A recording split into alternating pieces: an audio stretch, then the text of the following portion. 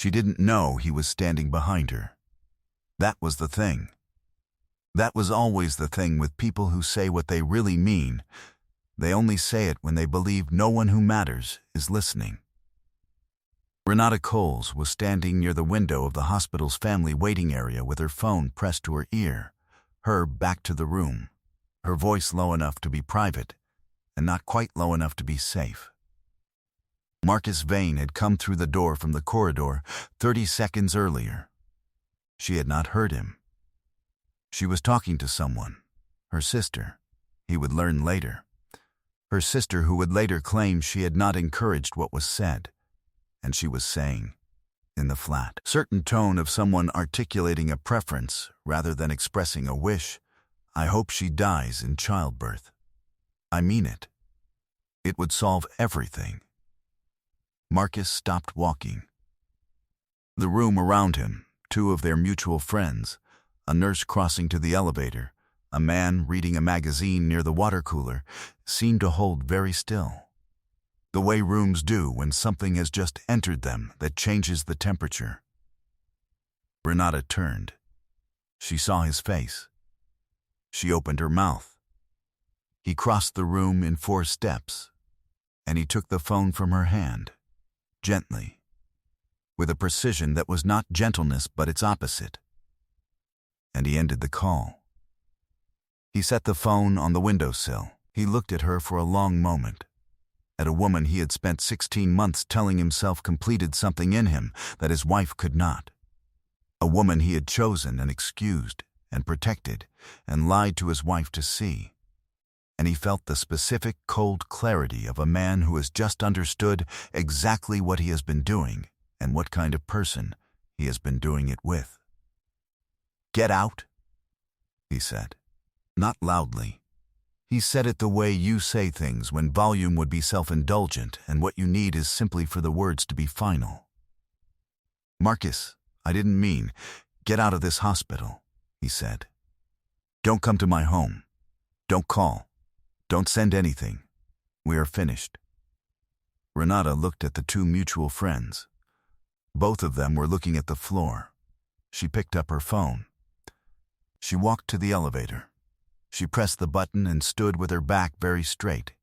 And the doors opened, and she stepped in. And the doors closed, and Marcus Vane stood at the window of the waiting room and looked at his own reflection and understood, with absolute clarity, that the person looking back at him was not someone he intended to remain. He turned and walked down the corridor. His wife was in delivery room 4. Her name was Isla. They had been married for 6 years. She was 34 years old, 37 weeks pregnant, and she had spent the previous 14 months, the duration of his affair, though she did not know the exact number, absorbing a series of small cruelties that he had told himself were the side effects of a difficult year, rather than the symptoms of a man who had decided, at some level below accountability, that his wife was an obstacle to a life he had convinced himself he deserved. He had come home late without calling. He had declined her invitations to the events that mattered to her. He had been present at dinner and absent from it in every way that counted, looking at his phone while she talked, responding to half of what she said, arriving at the other half a beat too late, like a man watching a film with the sound out of sync.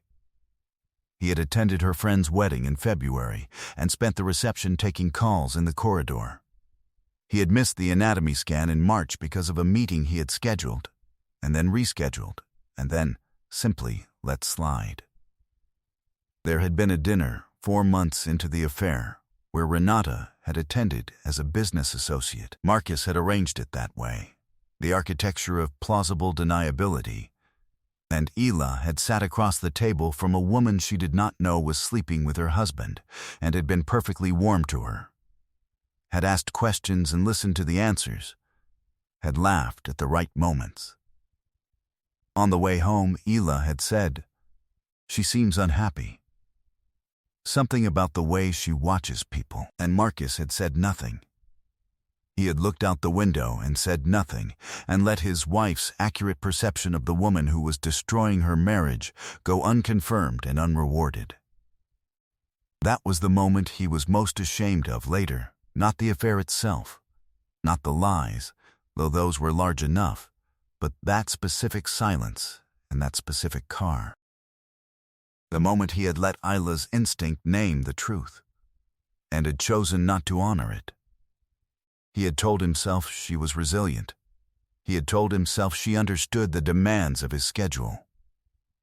He had told himself these things in the same voice that Renata Coles had used at the window, the voice of someone articulating preferences as though they were facts. Isla had not said much. That was the thing about her that he had, in 16 months of proximity to someone louder, stopped understanding the value of. She was not a woman who converted her pain into noise. She had simply continued being the person she was, continued running the household, continued going to the prenatal appointments alone, continued buying groceries and cooking food and keeping the machinery of their life operational, with a quiet that he had misread as acceptance, and that was actually, he understood now, endurance. He pushed open the door of delivery room 4. If you have ever been in a room where someone you love is fighting, where the ordinary world has been suspended and replaced with something that asks more of you than you thought you had, then you know what it means to arrive too late to the understanding of what you were given. And if this story is finding someone tonight who needs to hear it, please share it before you keep watching. She looked up when the door opened. She was in the middle of a contraction, her jaw set, her hands gripping the rail of the bed, and she looked at him with eyes that had been managing things alone for a long time, and were still, even now, not asking for anything. He sat down beside her. He took her hand. She didn't pull it away. That was what undid him. She didn't pull it away, and she didn't say anything, and he held her hand through the contraction and then through the one after it, and the doctor came in and checked, and the midwife adjusted something, and the room was full of the specific controlled urgency of medical professionals who were doing their jobs, and Marcus Vane sat beside his wife and held her hand and felt like a man who has been handed something he is not sure he deserves but is going to hold with every bit of himself regardless. 3 hours later, the delivery became complicated. The midwife said something to the doctor. The doctor said something to the midwife. Neither of them said it loudly, and neither of them said it to Marcus or Isla, but the quality of their communication changed, became faster, more compressed, and a third person appeared in the room with equipment, and Isla's hand tightened on his, and he looked at the doctor and said, "Tell me." The doctor told him. He did not let go of her hand. A nurse touched his shoulder and said, gently, that he might want to wait outside.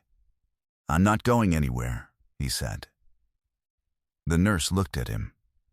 She looked at Isla. Isla's eyes were closed, and her face was doing something that required all of it, and the nurse made a decision and left him where he was. He stayed. He talked to her, not useful things, not reassurances, because he had no standing to reassure her about what was happening medically, and he knew it. But the things that were true. He told her she was the most disciplined person he had ever been close to. He told her that he had watched her go to 11 prenatal appointments by herself, and it was the thing he was most ashamed of in his life. He told her that the room they had painted yellow in the second bedroom was beautiful, and she had been right about the color. He told her all of it, quietly, close to her ear, because there was a chance she could hear him, and a chance she couldn't, and either way the truth needed to be somewhere outside of him. The complication resolved. She was all right. She was all right. And so were the babies, both of them, which neither of them had known until the ultrasound 3 weeks prior had revealed what the earlier scan had missed. 2 heartbeats stacked in a way the first technician had misread.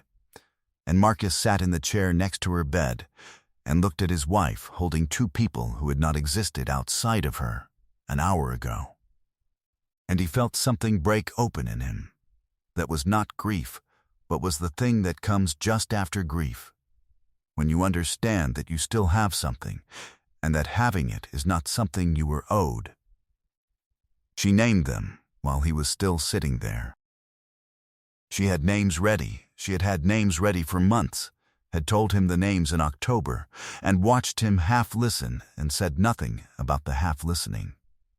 Rafi, she said. And Sable. He repeated the names. Correctly, with his whole attention. She looked at him. She knew something had happened. She did not know what. She looked at him the way she had been looking at him for a year, with the guarded, patient attention of a woman who has learned not to expect too much and has not yet been given a reason to revise that expectation, and he looked back at her and said, "I need to tell you something. Not now, when you've slept. But I need you to know that I'm going to tell you, and that I'm not going to leave anything out." She looked at him for a long moment. "Okay," she said. 2 months later, at a dinner hosted by the couple who had been in the waiting room, who had witnessed everything, who had said nothing to anyone, who had spent 8 weeks not knowing whether it was their place to speak, Marcus told Isla the full account. He told her about 16 months of lying. He told her about the appointments he had missed, and the calls he had taken, and the ways he had arranged himself so that she would assume his distance was professional and not personal. He told her about the window in the waiting room, and the words he had heard, and the phone he had taken from Renata's hand. He told her all of it, in the specific order of events, without softening the parts that were hardest to say. She listened without interrupting. When he finished, she was quiet for a while. Outside the restaurant, a car passed. Someone in the adjacent room laughed at something. The ordinary world continued at its ordinary volume while they sat inside the particular silence of a conversation that has been a long time coming. "I knew," she said, not accusatory. Not wounded, in the sense of open. The wound had been there a long time, and had scarred over into something she had learned to live with. "I didn't know exactly, but I knew something. I stopped telling you things about the pregnancy because I didn't want to watch you not react." He held that. "I stopped at 7 months, she said. "I stopped mentioning how they were moving, what the midwife said, what I was reading. I stopped because every time I told you something I could see you processing it from a distance, like data, and I decided I'd rather carry it alone than watch that." He had not known this. He had not known she had made that specific, quiet decision. He had been present in the house for those final 2 months and had not noticed what had gone silent. "What do you want?" he said. "From here. Whatever you want, I'll do." She looked at him across the table. The same look, guarded, patient, but with something different behind it now. Something that was doing the math on the man who had stayed in the room when the nurse asked him to leave, and the man who had told her she was right about the yellow, and the man who had said her children's names with his whole attention, and the man who was sitting here now with nothing hidden. "I want you to be the person who stayed in that room," she said. He looked at her. "I can do that," he said. "You don't have to tell me that," she said. "I'll be able to tell." Renata Coles had, in the 2 months between the waiting room and the dinner, attempted contact 3 times. Once by text, a long message that began with the word "understand" and did not demonstrate it. Once through a mutual friend, a woman named Clara, who had delivered the message with the apologetic efficiency of someone who knew it wasn't going to land and felt obligated to try. Once by letter, handwritten, 4 pages, the handwriting of someone who had spent a long time on it. Clara had become the instrument, without intending to, of what happened at the dinner. She had read the letter. Renata had shown it to her before sending, wanting an opinion, and she had said, standing in Renata's kitchen, "I'm not going to deliver this." Renata looked at her. "What I heard in that waiting room," Clara said, "is not something I'm able to be the carrier pigeon for after. I'm sorry." She picked up her bag. "I hope you find your way to being someone who wouldn't say that. I genuinely do. But I'm not the right person to help you get there." She left. She did not look back. She arrived at the dinner that evening and told Marcus and Isla what she had done. Quietly, at the end of the table, while the other guests were in the other room. She told them about the letter and about what she'd said and about leaving. She looked at Isla when she told it. "I should have said something sooner," Clara said, "when I saw the way he was with you, the last year. I should have said something." Isla looked at her. "You're saying it now," she said. Clara stayed. She became, in the years that followed, the person Isla called when the night was long and the babies were both crying, and Marcus was traveling, and she needed someone who would pick up on the second ring. Some people earn their place in your life. Some people arrive already having earned it, through choices made quietly in rooms where they could have chosen otherwise. On a Sunday morning 18 months after the waiting room, Marcus Vane stood in the yellow room and watched his son and his daughter attempt, with great seriousness and limited success, to stack blocks on top of each other. They were 14 months old. Rafi had his mother's jaw, set in the same way, when he was concentrating. Sable had his eyes, which was a fact he had not yet decided how to feel about. Hila appeared in the doorway with coffee. She leaned against the frame and watched the three of them. He looked up. "You stayed," she said. It was not addressed to the babies. "I'm staying," he said. She handed him the coffee. She sat down on the floor beside him, close enough that their shoulders touched, and watched their children demolish the block tower and begin again with the specific, unjaded determination of people for whom failure is not yet a reason to stop trying. There is a kind of love that announces itself loudly and arrives with force and declares itself in grand gestures in rooms full of witnesses.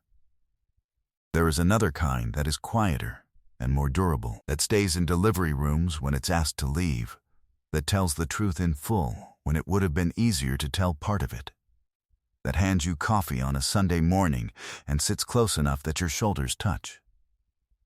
He had been given a second chance by a woman who had no obligation to give it. He did not intend to waste it. The blocks fell again. Rafi laughed. Sable reached for another block with the focused, unhurried attention of someone who has decided that this is the most important work currently happening in the world. He was right. It was. If this story reached you tonight, please share it and subscribe, because what comes next is already waiting for you.